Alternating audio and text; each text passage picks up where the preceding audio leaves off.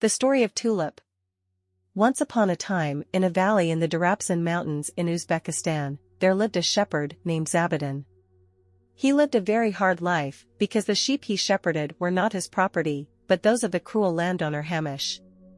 Zabidan had only strong arms, a self-made flute, and 7 dark-eyed daughters. The youngest has a slightly unusual name, which is Tulip. Zabidan loved his daughters very much, and many times he lamented, "Oh, if only I had a son." Everyone knows that to a father, sons are like wings.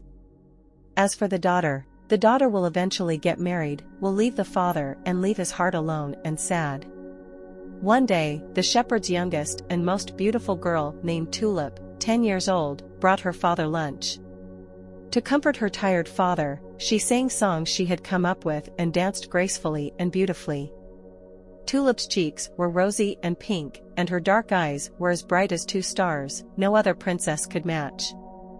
At that very moment, cruel fate sent the farmer Hamish on a mighty horse to the front of the sheep. As soon as he saw Tulip dancing, he stopped his horse and hid behind some small bushes to watch every wonderful dance movement of the beautiful girl.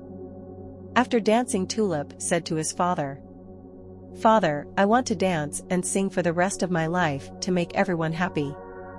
"Oh, my dear daughter," the father shook his head, "you are the son of a poor hired shepherd. Where do you get silk dresses and transparent dance costumes?" Hamish prowled and waited until the girl brought the dishes home, then rushed out to grab her and take her back to his mansion. He pushed Tulip into a closed room, where hundreds of beautiful girls were weaving carpets. From sunrise to sunset, Tulip basks in the dust with the tedious and exhausting work of weaving carpets. From day to day, from month to month, year-round, without seeing any sunlight. The dark and cold summer passed, and then even the sad autumn and cold winter passed. Nostalgia for parents, for homeland, for murmuring streams and birdsong.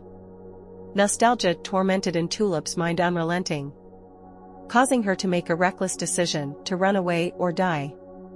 One day, Tulip was at the window looking down through the small slit. She discovered that right at the foot of the window were countless broken bottles and glass. That was the trap. If any female prisoner risked her life to break the window and escape, her leg would be cut off.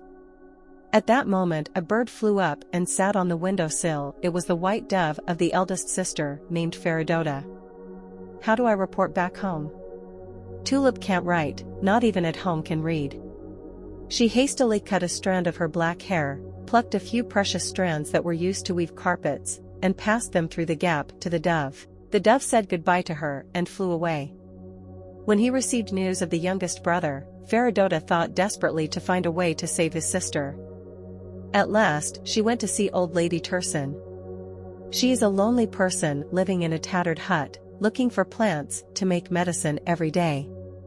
Legend has it that Tursun even had the resurrection medicine. Tursun heard all the stories told by Feridota. She glanced at the moon and mumbled a prayer. "Freedom is not a gift that must be exchanged with blood." "With Tulip's blood?" cried Feridota in fear. "Yes, not only with Tulip's blood, but also with the blood of all 7 of your sisters and of all your friends, the poor children locked up. Listen to me here. After 2 more nights, on the 3rd night, when the moon begins to rise at midnight, Hamish will hold a great feast at the old man's mansion. As usual, the guards were always the first to get drunk, though the next morning they had to pay with a head. That very night, before the moon rises, your sisters must enter the mansion, and the pigeons will show you the windows of the girls' cells. Go barefoot to the window and open it." Now I will tell you why Hamish quickly discovered that his slaves had run away and that he was able to quickly catch them again. He could tell by the bloodstains clearly where the slaves were hiding, but if the tracks were too many he would be confused, while others were climbing a steep slope. Standing that his horse could not climb. Feridota did all the things that Tursun only painted. The drunken guards no longer recognized the girls who were sneaking away. After the shards of glass cut their feet, the girls opened the window and called out to Tulip softly. Tulip leapt through the window. Though her injured feet throbbed, she dared not complain. Her sisters, girlfriends, and people who were in the same situation as her had to endure the same pain. The girls ran wildly along the mountainside.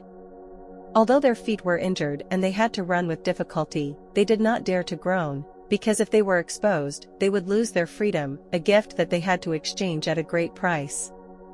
The girls kept running along the snow-covered rocky slopes until they heard the sound of horses' hooves. "Hamish is chasing us," Tulip shouted, urging everyone, "Hurry up."